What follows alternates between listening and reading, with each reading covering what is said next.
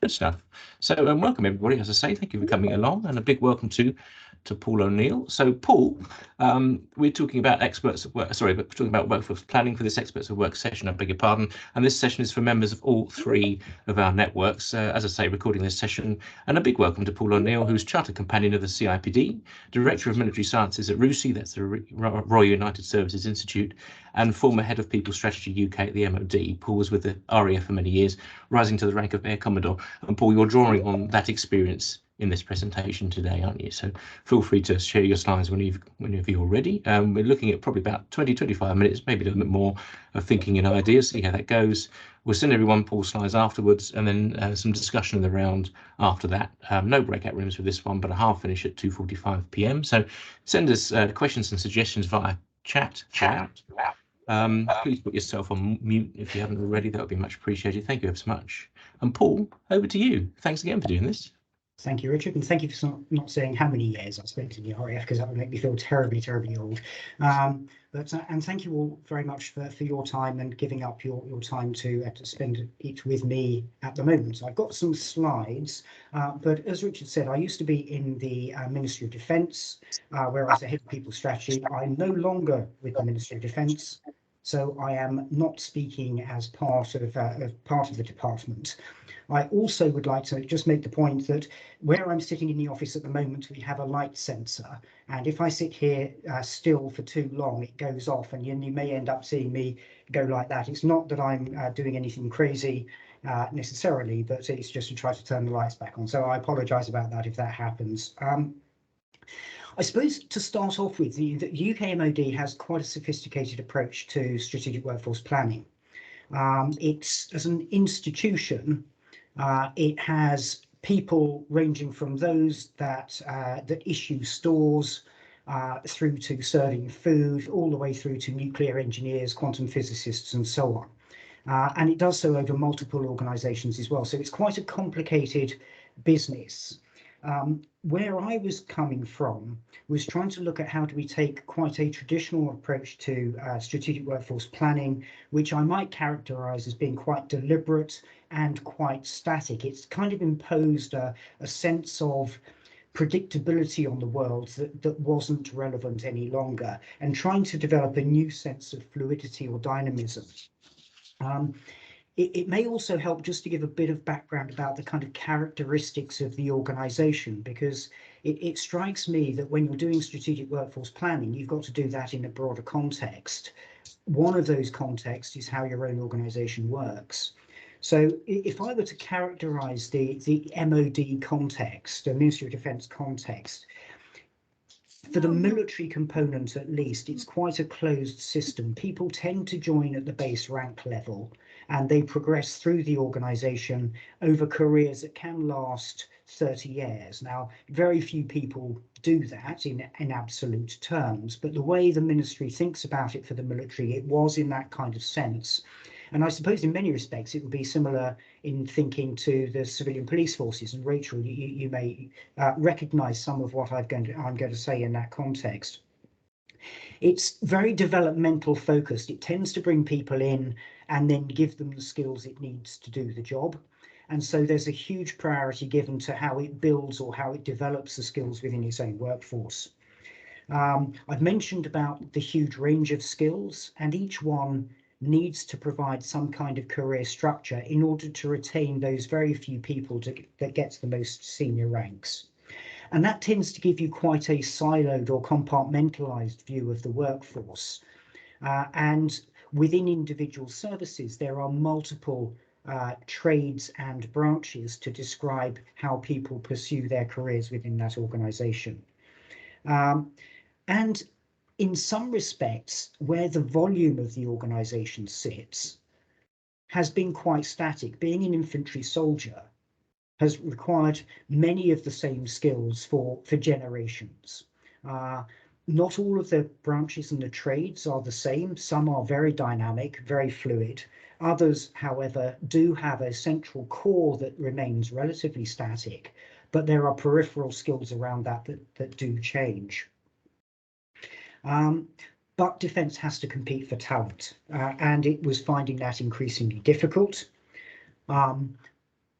And from my position in the Ministry of Defence head office, it was also quite difficult at times because the day-to-day management of people was taking place in the individual services or business units, not at the group headquarters element, if I might term it that way.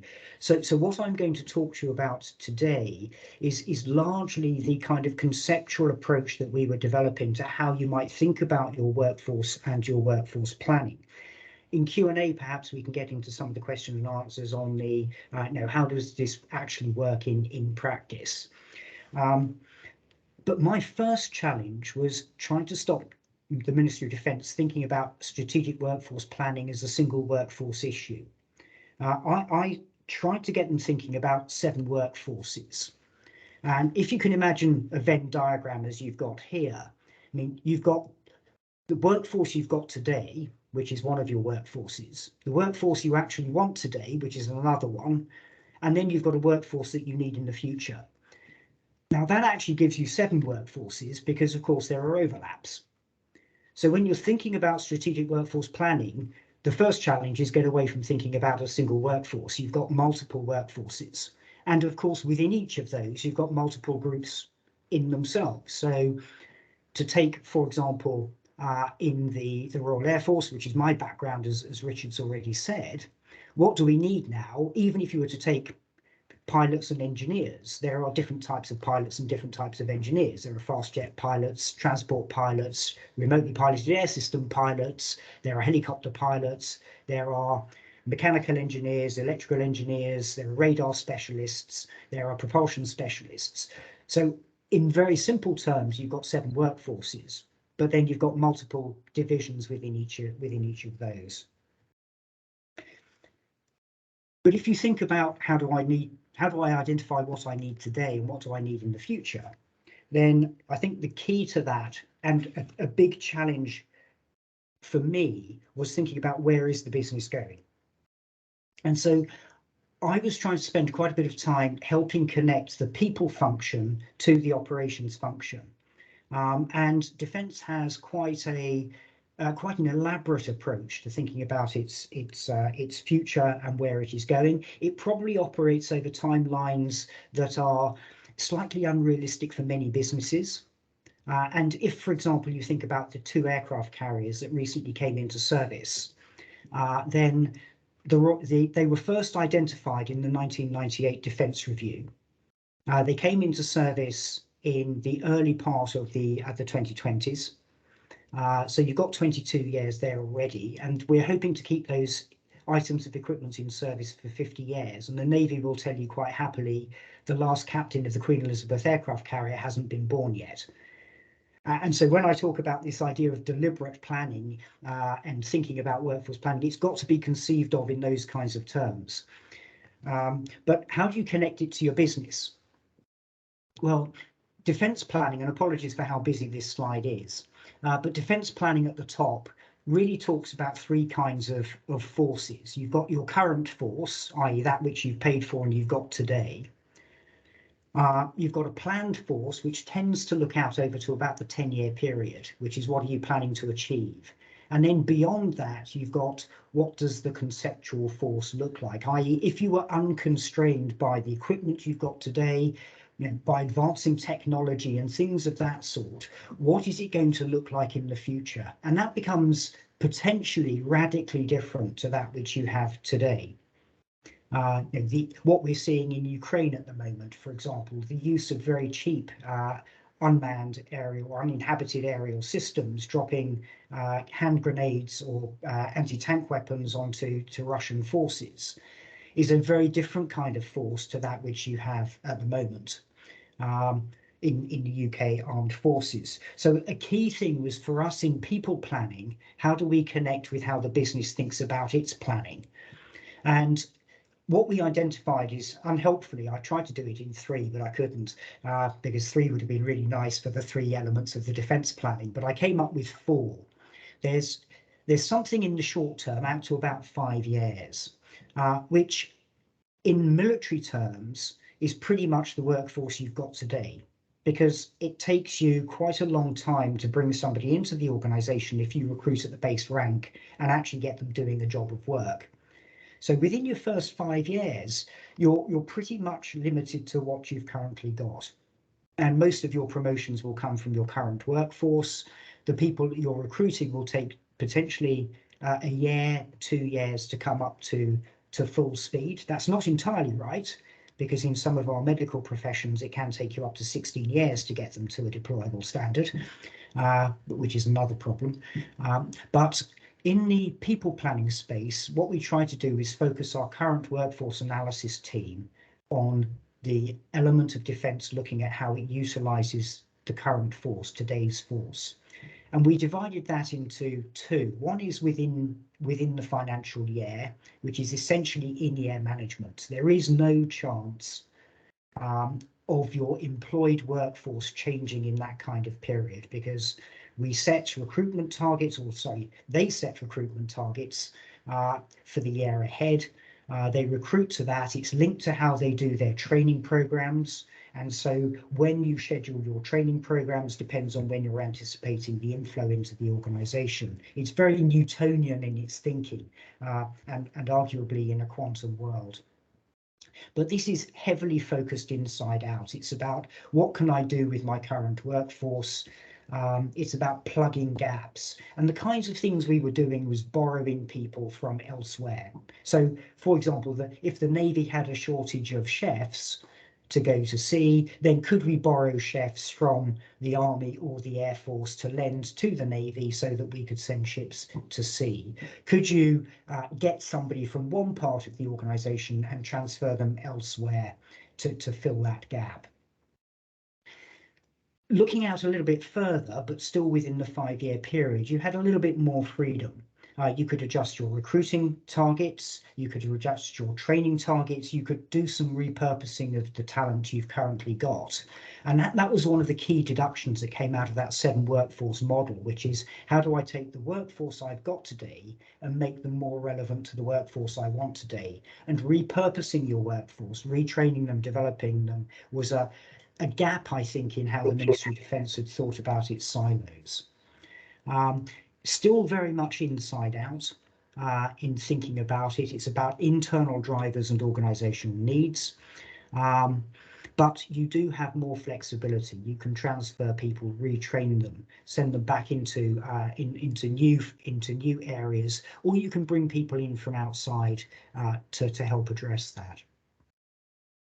The planned force, which is kind of 5 to 10 years out, which is essentially what your next budget cycle is going to look out to, was a little bit more two-way focused. It's about thinking about your own internal limitations and constraints. If it takes 30 years to grow a senior officer, then you do have some shaping over the 10 years, but not much. But it's also thinking about what's happening outside. And over 5 to 10 years, certainly in the Army and in the more junior ranks, you can change quite a bit of your workforce in that period of time. What we were trying to do here was do a lot more scenario mapping of future worlds, external trends, to try to think about what it is we needed to do to adjust our program. And then out to the 10 years plus is what Defence calls the conceptual force, which is the one where you can do the really wacky thinking. If I'm critical, I think Defence was probably spending a bit too much time thinking about the really wacky stuff. And where we found our shortfall was, how do you gear your internal workforce today with some of the changes, the macro changes that are happening in the future? So a big deduction for me as we were doing this was we were probably over-investing in thinking about the long-term future and under-investing in thinking about how do we shape, massage the shorter-term element. And many of you, I think, would challenge me on 5 to 10 years being shorter term, but we were perhaps less flexible in that kind of space than we ought to be. Good at the front end and utilising what we had, very, very good at thinking about the future, but not quite as good at thinking about how do you massage the two and bring them together. And a key deduction for us here was, how do we invest in data and analysis in order to underpin these kinds of activities? Sorry, I'm conscious I've glossed over that quite rapidly. So we then came up with this idea of I suppose it's a Trivial Pursuit pie kind of chart, where thinking about what's going on in the trends in the real world. For us, the macro trends were the environment in which we were operating, geopolitics perhaps, the warfare trends, how warfare is going to be changing over time with the introduction of new technologies, new alliances, and indeed the breakdown of old ways of doing things. And then, of course, there's stuff about where's the workforce going. The constraints were interesting. Some of them were political and legislative. Of course, budget was clearly one. One of the policy constraints we operated under was the fact that government often set the workforce size for us, rather than us being able to look at the tasks that were needed and adjusting. And to be fair to government, of course, the military doesn't always know when it's going to be used, because you can't predict with any great accuracy what the next conflict is going to be. Certainly that's been our experience in the past, that we're not very good at predicting the nature of the next war. And then there was, of course, capability planning, and you've seen the slide previously about how we try to tie ourselves into capability planning. In terms of the supply and demand elements then, I think some of this speaks for itself. The core skills that we've got there are fine. What we mean by temporary skills are those that we might need for a short period of time, and then not need, because it's a transitional element to it. Oh, here we go. Excuse me for the arm waving. Thank you. That's now in camera, my insanity. So the temporary one is in the context of the skills that you may need only for a short period of time, and how are you going to access those. I deliberately use the term access as opposed to attract, because if it's temporary, you may not actually want to bring them into your organization as permanent employees in itself, and it's much more the gig economy. And twist is, how do you take something and turn it into something else? And informal starts getting us into thinking about the things that we don't really describe as skills, because we often take a bit too technical approach. So if I'm looking for an engineer, I might be describing the engineering skills that person might have, but there are also values, attributes, standards, abilities to learn, which are some of the informal skills that you need in your organization in a very sort of quantum kind of world, but you don't define as being part of your requirements. So how do you think about those? And in terms of people, the one about location is often where the military put people isn't where people necessarily want to be. Airfields tend to be out of the way of human habitation, because normal humans don't like jets taking off and landing next to their houses. So it's thinking about, where does the talent reside and where do our organizations sit? And do we need to think about trying to bring the two together in a way that doesn't always shift the person to the location, but we might think about cyber units going into places where their cyber talent exists separately. The workforce, and I'm conscious, Richard, I'm almost at 20 minutes, so I'll look to come to a conclusion reasonably quickly. In terms of the workforce groups, the military's been practicing the gig economy for an awfully long time, even going back to the Crimean War, not the current one, but the one from the 19th century. Then we brought in heads of railroad companies to help advise the British Army on how to sustain a force that was deployed into the Korean Peninsula. So you've got the regular workforce and the civil service workforce, non-regular military, which we would call reserves today, and there are multiple types of those. The external workforce, which might be consultants, contractors, and others. Of course, defence works with alliances, so how can you mitigate some of your people risks through thinking about some of your alliance strengths, and how might you need to think about your workforce skills based on alliance challenges or allied challenges.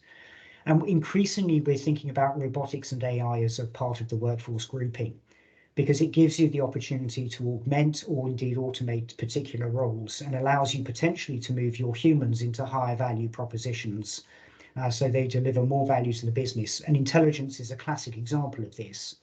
The ability of artificial intelligence, natural language processors to process data to present it to an intelligence analyst means you can get your intelligence analyst looking less at the raw data and much more at the analysis component of it. So all of that kind of thing then starts you thinking about where are we going to get these people from? And we've used 3 Bs to describe the permanent workforce. You know, how do I build the talent I need, including rebuild it because it may be in the wrong place? Can I buy it? And we were looking then much more at the idea of lateral entry. So can you buy in talent into your permanent and owned workforce, but are higher than the base rank level? And how do you boost it? Are there requirements to enhance the skill sets within particular areas? Or are there requirements just to boost the numbers that exist within areas that you identify as a shortfall? And one of the challenges I think we found was that when we think about a new skill, we weren't as good as we ought to be in thinking about how do we boost from within our existing workforce, that idea of repurposing talent. So often the default would be if you were looking at digital skills, well, we would think about who worked in a digital kind of environment within defence at that time. And where we didn't, we'd look to bring them in from outside. But actually, when we started doing some of these hackathons, we discovered there are an awful lot of people who were passionate about digital in themselves, and providing them with the opportunity to apply internally for positions was a much more effective way of rapidly boosting talent, even if it was only on loan before they went back to another area, assuming of course that the requirement wasn't an enduring one. We were then looking at, you know, how do we subscribe to talent or share it? And some of this might make a little bit more sense on the next slide, I hope. How do we shift the skills from where they are into where we need them to be? And how do we think about some of the long-term shaping, which might be in the context, for example, of space? You know, there are an awful lot of people outside defence that understand space.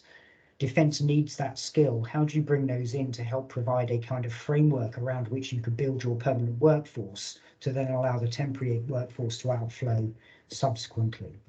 And as I've already mentioned, a key element of sourcing strategy was how do we job design in order to make use of technology that might change the demand on people in order to make it easier to satisfy the skill or talent requirement. And I am conscious it is deliberate. I have left off the final green segment, by the way. It's not just my poor PowerPoint skills. So what does that then look like in terms of the 7 workforce model? Well, if you look at what you've got now, but you don't need now and don't need in the future, those are redundant skills. So how can you shift those, transition them from where they are today to where you might want them to be, which might be outflowing them from the organisation entirely, but perhaps might be repurposing them. What do we need now, but don't necessarily have? It's how do you build it, buy it, subscribe to it, or automate it so it brings that overlap with what you've got now to a much greater level. And then in terms of what you've got for the future, what you need for the future, it might be how you help shape society, how you shape jobs in the future to allow you to make greater use and build those overlaps. Because in the perfect world, you would have a minimum of the bits where there is no overlap at all. You'd want as much overlap as possible. And of course, you've got a group of people who you've got today, you need today, and you need in the future. And those become your core requirements. And how do you think about retaining those critical skills? But that leaves you 3 workforces that you're not yet talking about. Those that you have today and you need today, but you're thinking about how do I get more of the what I have now, but don't need now into that overlap.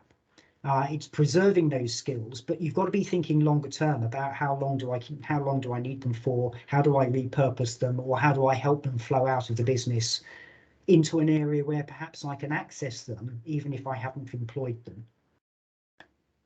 In the overlap between what you've got now and what you need in the future, but you don't actually need today, this might be a question about how do I share that? How do I preserve access to those skills for when I do need them? Do I lend them to others, place them with other departments, for example?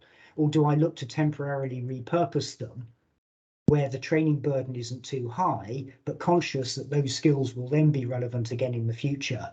And so I don't want to make them a deep expert in something that might only have a temporary life to it. And then the final one is in the context of what I need today and what I need in the future, but don't yet have.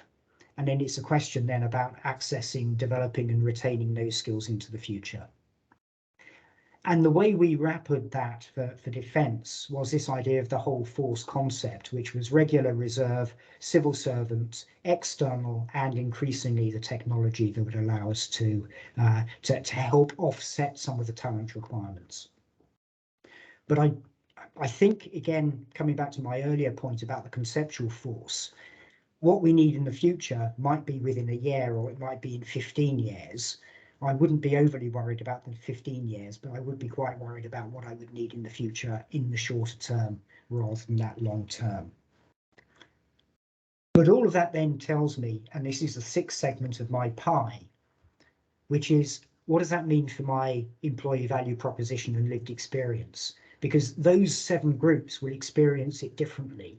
Have I got the right elements in place to support those 7 workforces? Have I got the repurposing of talents, the attraction and entry, the exit right? Because some of that sharing might be to let them outflow from the business, but try to recruit them again when you're going to need them. So helping, and one of the phrases we used was leave well, rejoin well. So how do you help them out of your organisation, but with the idea you might want to bring that talent back in again, hopefully developed in a new way by the outside world to allow you to access it subsequently. Now, Richard, we're just coming up to the 30 minutes, so if you're happy, and I'm conscious this has been a little bit of sipping from a fire hose, for which I apologise, but I'm very happy to pause there and take any questions or discussion if that's of any use to the group. That would be great. Thank you. Well, perfect timing, Paul. Thank you. I really like the concept you're sharing there and the clarity of them. Oh, and I think we've got a bit of feedback. Apologies for that. Let's open it up to the group, just as Paul says. Anything else you'd like to hear more about? Anything that you'd like to hear in terms of how it might apply to you? Also, I wanted to go to Rachel Neen, first of all, had a question on the chat. So Rachel, stand by in just a sec, because I want to draw you in if I may. But also, I'd like to hear from the group too, of course, in terms of things that you might think might have been missed, other challenges you're particularly experiencing, which we haven't covered yet. But Rachel, let's go to you first. I think you had a question about data, didn't you? Yeah, Paul, thanks. That was really interesting. The time horizons that you talked to, so the 1 to 5, 5 to 10, 10 plus. I was just curious to see kind of what metrics that you use to baseline how your plans are trending over those time periods, if you're able to share any insight. No, that's really a really good question.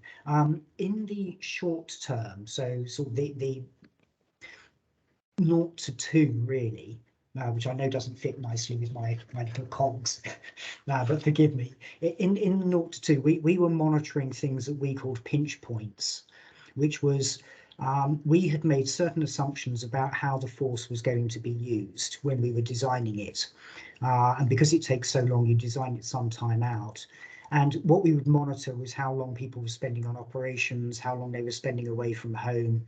And that was called that was called the harmony guidelines. And if people were breaking harmony, it was indicative that we were running that part of the organisation quite hot, and that might lead to things like stopping people taking leave, or you end up with problems with them being separated from family for too long, and that would then lead to further outflow. So we would monitor these kind of pinch points, and there was monthly reporting against that of how many people were in breach of those harmony guidelines, how many days away from home they were spending. We weren't monitoring overtime because the military don't pay overtime.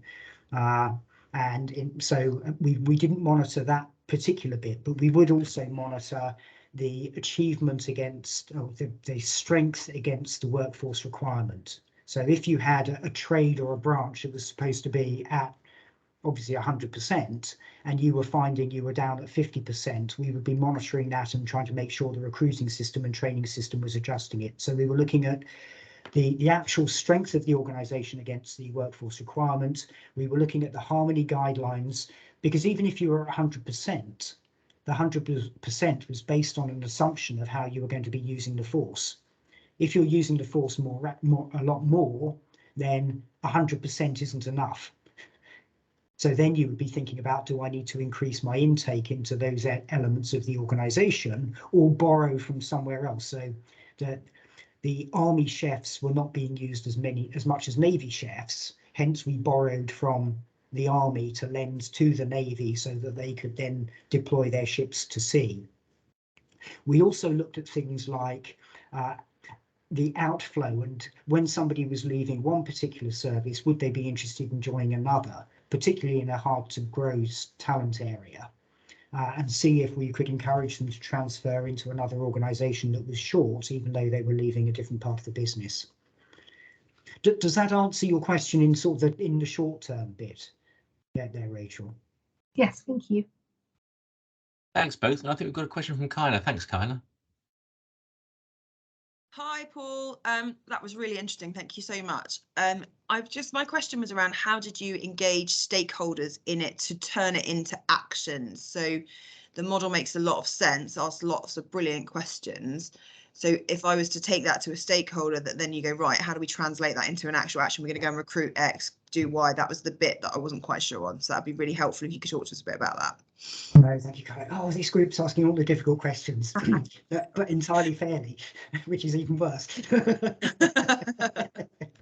I was in the head office. It was actually the individual services that controlled the detail of it. So what we found was that I took on the lead on things like workforce trends, warfare trends, tying into the defence planning community as to how we were going to do that, and try to do that centrally so that everybody could share that, bless you, so that everybody could share that kind of data. What they would then do is we would come up with a workforce requirement at a kind of high level that said, right, this means we're going to have to sustain X number of operations of this kind of size in this part of the world, and in order to do that it requires you to have this many engineers and this many tank drivers and this many ship drivers and this many policemen and so on. We would then take that as part of the defence planning work, and that would then be coupled with the historic data on outflow. So because it's a relatively closed system, we know that on average, defence loses about 10% of the workforce each year. Of that 10% of the workforce, X number come from this group, Y number from another group. So each of the individual branches and trades have their own sense of what the replacement rate is. They know how many roughly outflow, and so they add that into the total number that we were giving them, which is, you're going to need, I'm going to make this up now, so forgive me, you're going to need 100 pilots. The Air Force then knows that to have 100 pilots, I need to actually recruit 110. And so they would be doing that kind of level of detail, and then trying to connect their recruiting system to their training system so that we wouldn't have people waiting for a long time to go through training. And pilots take around about 5 to 10 years to train to be operationally capable in all of the complexity of what they're doing. And that, of course, has outflow implications associated with it as well. So you often end up with that. But I wasn't the expert in that. That's why I would work with the workforce planners within the single services. But the key point, I suppose, Kyla, and it does help with your question, is I developed this model with them. And when I was doing the analysis, the trend work, the constraint work, we were working hand in glove. So they felt ownership of it, and therefore they could trust the kind of outcome of it as well. But it wasn't me in an ivory tower coming up with this and then saying, this is what I think the answer is. It was a very much an iterative relationship. And I had to acknowledge they had much better understanding of the depth of their business. I had spent more time engaging in the outside world. So in the inside out, they were strong. In the outside in, I was strong. And coming together helped us really work it through in a collaborative way. Does that answer your question? Yeah, it does. Really helpful. Thank you very much. Thank you. Anna, what was behind your question? If it's between these four walls, is it your experience, for instance, that stakeholders don't necessarily engage with the detail that you need them to, as it were, or is it? Or am I making a colossal assumption? No, not at all. It was more that I think it's a really great model, and it definitely provokes some questions. But I'm always curious about how you then, with multiple stakeholders, I mean, obviously in Ministry of Defence, huge number of stakeholders, different work streams, different jobs, you've already articulated that, how you then turn that into a detailed plan that actually then gives you actions to go and recruit on the ground. So I was just curious about that gap, the bit in the middle, but that was a really helpful answer as to how you went about that. So, Kyla, can I come back on that? Because you just sparked a thought. One of the things that the Ministry of Defence does is it has branch and trade sponsors, i.e. people who are supposed to look after the health of their branch and trade. And they do that really, really effectively. But it's also a problem because they can be quite protectionist. And so one of the challenges we had is if you happen to be in one of those things that's becoming less relevant, let's say you're a farrier in the age of digital technologies, then the branch and trade sponsor for farriers would be terribly keen to protect the equity of their particular profession or trade. And that then becomes a different kind of problem. Yeah. And that's a more difficult relationship to manage than those that think themselves in the growth environment. Yeah, I think it's really interesting. And I think for us particularly, one of the what it sparked, the model sparked, was thinking about what our work will look like in the future. I work in a construction engineering business, so we win projects. So we tender for projects, we win projects, some short term, as little as 6 weeks, some that go on for 5 or 10 years. So it's that real balancing act of what we're going to win, which determines what workforce we need, which then determines how we plan for it. So it was just interesting how I would engage the multiple stakeholders who are involved in determining what does the future look like in a way that's meaningful to then how you then recruit for workforce planning. So very interesting. That definitely a really helpful model. I think I could adapt. So I'm very keen to see the slides when they come through. If you want to chat separately as well, you're very welcome to get in touch. Thank you, Paul. That would be very helpful. Thanks, Kyla. Rachel. Hi, Paul. Thank you for this. Probably my questions, or two questions, are building on Kyla's question. So under the strategic plan at the top, did you have a template or something? How did you gather the data from out in the business to kind of pull it all into a plan? And secondly, how did you measure the accuracy of your predictions? Was there a kind of governance process, or what did you do? Yeah, in answer to the last question first, and if this means I forget the first one, do chase me. But we're very bad at predicting the future. The only thing I would predict about the future is I'd get it wrong. And so the flexibility or the adaptability becomes the critical bit. And I used to say to Defence, the more precisely I predict the future, the more precisely I'll be wrong. So maintaining that ability to move from the base rank model where you had to join and then spend 30 years getting to the top was really critical.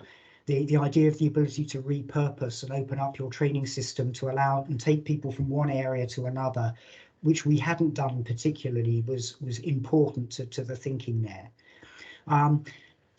The way the planning process works is there is an assumption, and I need to think what I can say, because some of this is of course classified, but what you do is you run a series of scenarios, and you say, right, if we had to, and let's say you had to evacuate entitled British citizens from a landlocked country, that would be something Defence would realistically be expected to be asked to do.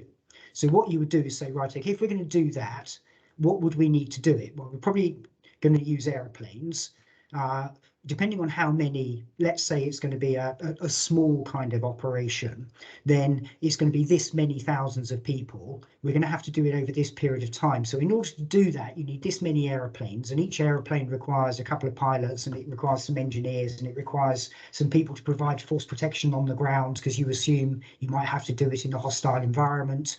And then you might have to assume, well, you need so many people who can cater for them, and you need people to receive them when they come to the other end. So all of that gives you a kind of a workforce bill.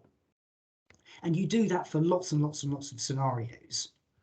And that gives you a number that you can't possibly afford. So then you say, well, how many of these do we think we'll have to do simultaneously? and how many of these can actually use the same kinds of equipment. So if you can use transport aircraft can recover private citizens, it can drop paratroopers, it can deliver aid. And then you make assumptions about how many missions of what type and what concurrency happen together. And that then gives you a kind of workforce bill that you then apply the resource constraint on. And then you take risk against that to make sure your workforce, your demand is affordable. And that's called the defence planning process. So we do that. Of the last 10 major military operations, we probably predicted about 2 accurately. So in terms of the ability to get it right, it's difficult, but that's where you need to try to maintain the adaptability. And we have done planning for something like an Afghanistan withdrawal. We may not have done it in Afghanistan, we might have done it in a different part of the world, but there were plans in place to say if we have to recover British or entitled personnel from a country, then we know how we would do it. If it had been from Libya, and if you remember withdrawing people from Lebanon, that was a sea-based operation, so the Navy was dominant rather than the Air Force, and that changes your force mix there. So that's how we do the defence planning process. And then with that kind of concurrency set, you then say, right, that gives you a workforce bill. Does that answer your first question as well? Some of it. I think Okay. that was for the more extremes, for your day-to-day, how we think we need this, and this number of skills are growing and this number of skills decline. Did you use kind of templates for that? How did you gather it all together to kind of have that overarching picture of what was happening now and potentially in the next 5 to 10 years? Okay, no, thank you. No, that's a good question. Most of defence is based around the operational element of it. But for steady state, then we also know roughly what's needed to sustain the number of bases we've got, and the number of outputs that we're routinely called on to deliver. So that was relatively easy, and over quite a long time we've got those templates in place. So we know that the ratio of caterers to people being fed is whatever. We know the outflow from catering. We haven't been in a growth we haven't been in growth since the Cold War. So actually it's a relatively stable environment in that sense. It's been largely managing the decline in the number of bases. So it hasn't been as complicated as if you were in the cyber environment, for example, which is our growth area at the moment, is their growth area at the moment. I must stop saying we, is their growth area at the moment. That becomes more difficult. And so what you do is you take a punt and say, we think we're going to need, and then you manage it through the pinch point model until you build up that kind of data set that allows you then to more accurately predict the requirement. Thanks, Paul. Sorry, Rachel. Thanks, everyone. And Paul, thank you ever so much for such a characteristically thoughtful and thorough presentation. We'll send the slides around the recording as well. We have another Experts of Work before the end of June, and then some peer conversations for each of the 3 networks in early July. We'll hope to see you then. Thank you ever so much for coming along, for some excellent questions. And Paul, thank you again. Thank you, Richard. And if people do want to reach out, I'm happy to engage bilaterally. I know there was some in the chat. Thank you very much. It's much appreciated. Thank you all.